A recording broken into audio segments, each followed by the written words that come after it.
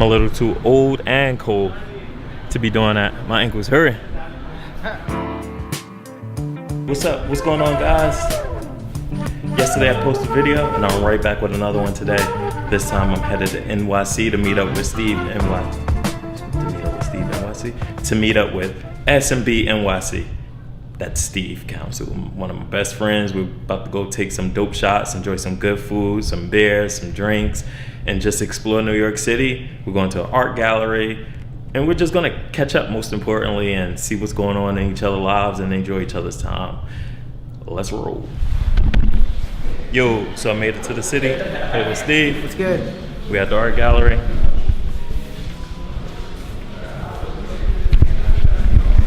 About to check out some stuff.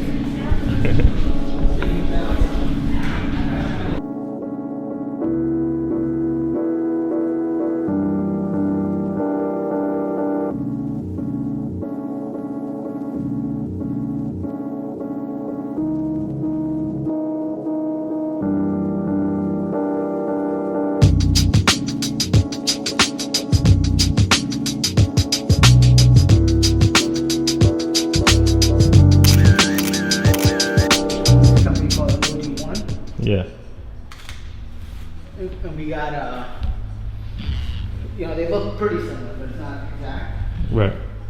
And that shit was fucking, to license it for a year, just 10 grand. Damn.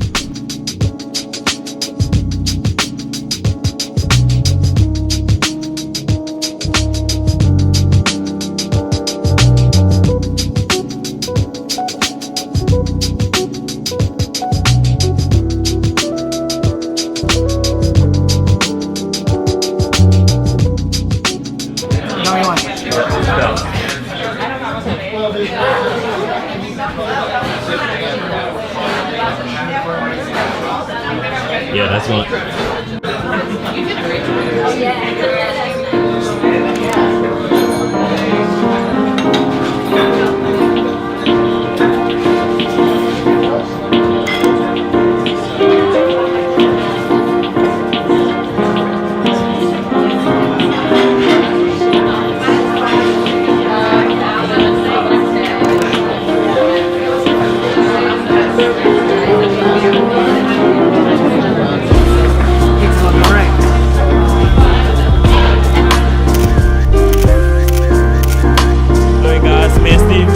Galleries and got some pizza, really good, and now we're about to start flicking it up.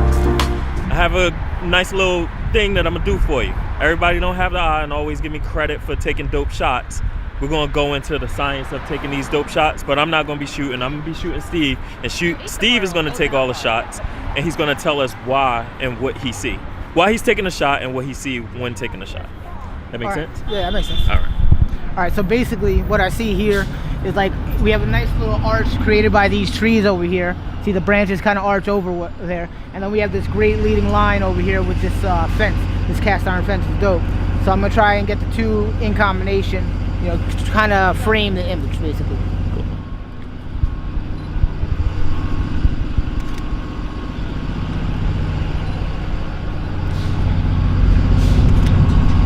And you get a little nice vanishing point and depth of field. Like if you focus on like this right here. Right. And then you kind of turn your camera a little off from it. You get this really nice depth of field where you get this in focus and this kind of blurs out and looks nice and creamy basically. Perfect. All right, guys, you got that? I think I got it. Here's the photo. All right, Steve is shooting this now. We all know why he's probably shooting this.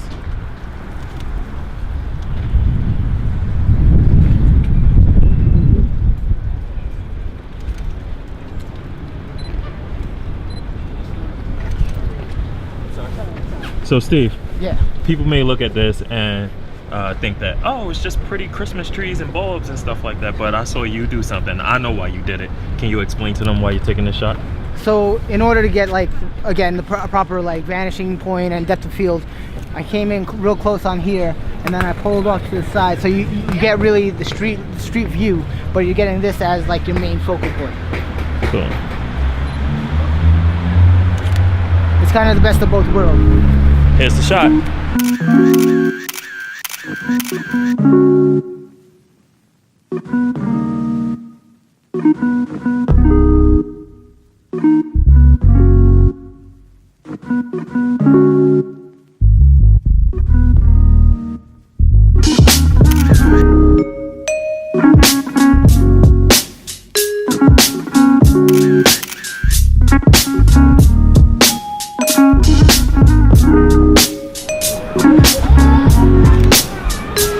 let's talk about why would someone aim that camera to shoot through this in order to get this street. Like, for me, you get the nice horizontal framing from this railway over here, right? And then you get the buildings in the background. You know, the kind of juxtaposition of the nature versus the buildings, right? You know, and then just add some color to your photo, right? Like some. So this is something that you could pick up on, right? And you know you can really boost the colors of like, this should be like more lavender and purplish, yeah, and this green, and you can really boost those in Lightroom, right? So you can see it a little bit over here. This one still has a little bit of this color.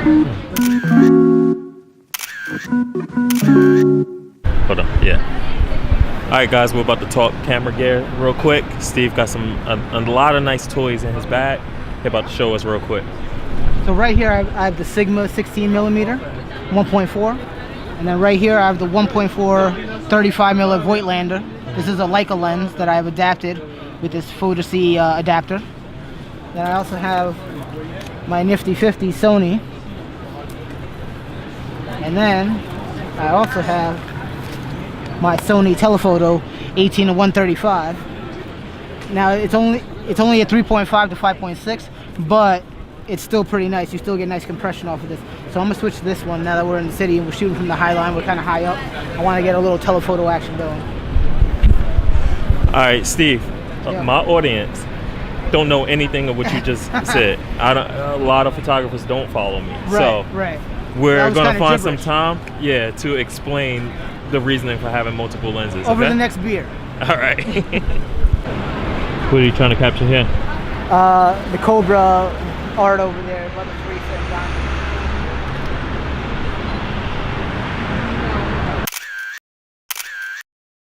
All right. Explain to me why you needed that lens. So in order to get in close on that, I needed this telephoto lens. As you can see, it zooms in quite a bit. Right. So to get it perfectly, I had to shoot at about 100. Basically, I either needed this or a 100mm lens. The beauty about this is that I have a 100mm lens, I have a 135, I have a 50, I have all the lenses in one just because of this zoom. Right. You know, so like rather than, you know, being out here in the cold and switching from lens to lens to lens, right, I'll just stick with this one for now. And I can get all like my telephotos, I can get all my wide angle with the 18 and not have to switch lenses basically. Right. So my other lenses, my prime lenses, I'll take out when we do a little portraiture, you know, some pictures of Ike, some pictures of me, stuff like that. You know, maybe like that nature that we found over there, because you get a greater depth of field, that like blurriness basically that that the new iPhone does. Gotcha. You know? But yeah, so like, all right, guys, so long story short, in order to capture this image that you're looking at me right now on, I'm shooting at 16mm, which isn't it almost like equivalent to the human eye? No, 50mm. 50mm. So my lens that I have on my camera right now is 16 to 50mm. I have it on 16, so even though the camera is close to me, it's giving me some space. You can see some stuff behind me. The issue is when I go to zoom in with only 50mm, I'm not going to get as close to that wall as Steve did because he have a zoom lens. So this is how close I got, you know, and hold on. We'll just show you. Right there. Yeah. And you can actually get even closer, right, but like I wanted to capture the whole thing in the frame. This lens is 16mm to 50, so that's a wide angle, so you get a lot, to like 50mm, which is like a portrait. Right. You know, your regular like 5x7 or something like that. A great big expression of happiness.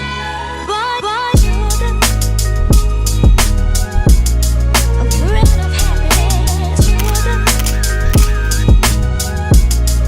breath.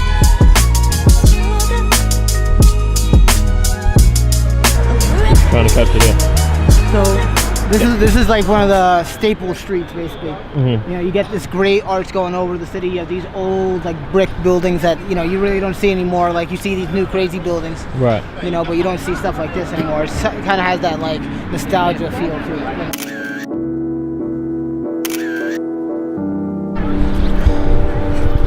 All right, this is where I'm about to get 100 likes off of. 100 likes ain't nothing, right? 100 likes. Yeah, I'm a 100 like guy. 100 likes is a struggle for me. You're gonna get you more than 100 likes.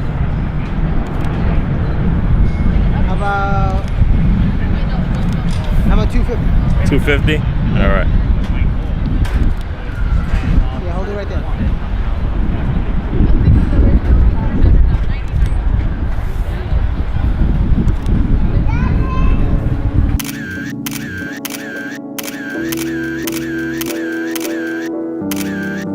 Alright guys, we hit up another gallery. Steve and I took the full walk through the High Line and stumbled into this gallery by Ron English.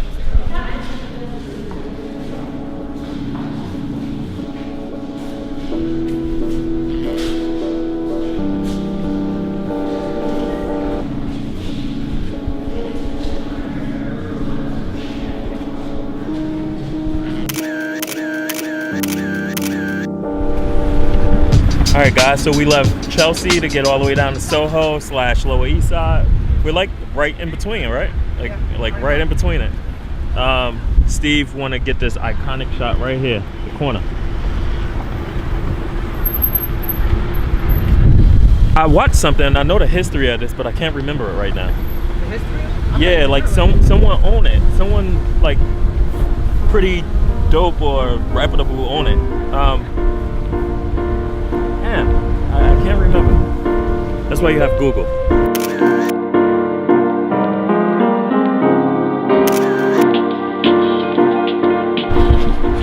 Alright guys, I left Steve behind. I took a quick walk down the street. I'm going to an art supply store because tomorrow I am doing my first ever art installation at Urban Burger. And I need a few items. And if I go and grab them now, I'll save myself some time and energy in the morning, have everything that I need, kill two birds with one stone. That's how you do things, right? That's being creative.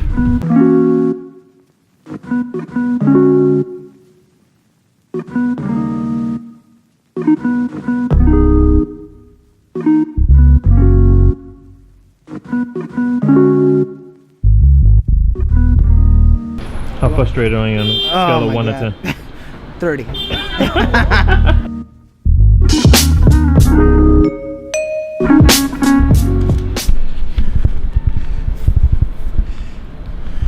Alright guys, every time me and Steve hook up, or at least every time, we always do the jump in, take a picture thingy, and we tend to get a lot of engagement on social media. So we're about to try it one more time and bring you with me. Ready? 1, 2, 3.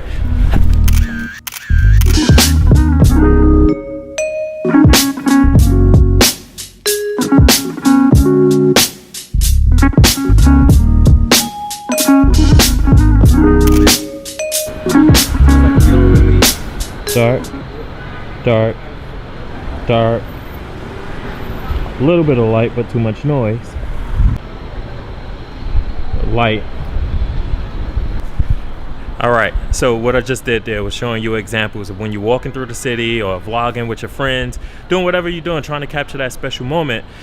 We tend to take any photo we can at any given time and don't give any thought to it. A lot of people give me props for taking dope photos, but I really don't think that I do anything different from you, except I look for better opportunity as well as environment. Where I'm at right now is I'm up under some scaffolding, whatever, however you pronounce it, with some lighting, and it's quiet right here. I'm not in the traffic area, so I can speak, you can hear me, and most importantly, there's a lot of light right on my face so you can clearly see me, which makes a great image. So that's another tip for tonight.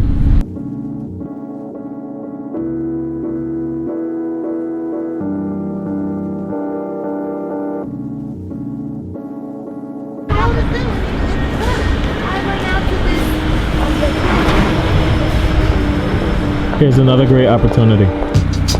Store windows.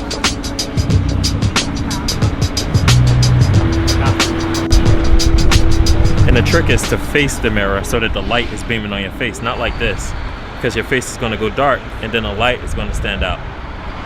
You go like this, now the light is beaming on your face, get a perfect crispy shot.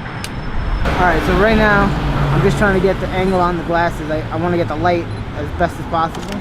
So I'm just doing a straight on, and I'm going to come down a little lower just to see if I can get a better shot of that light, and then we'll come up a little higher to catch this angle of the light, just to get as many of the reflections as possible in there.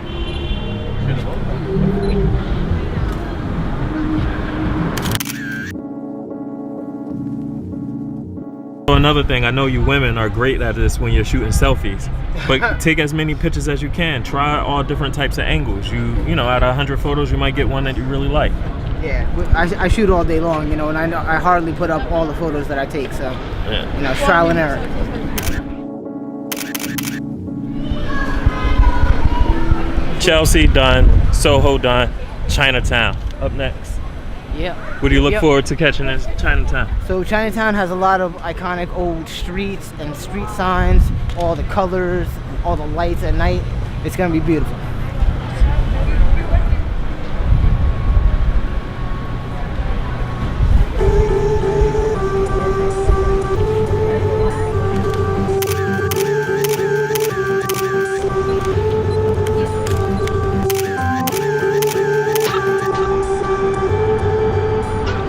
I've never been in this area before. They call this Two Bridges. Two bridges. For That makes sense. obvious reasons. Yeah, for obvious reasons, right? Two bridges.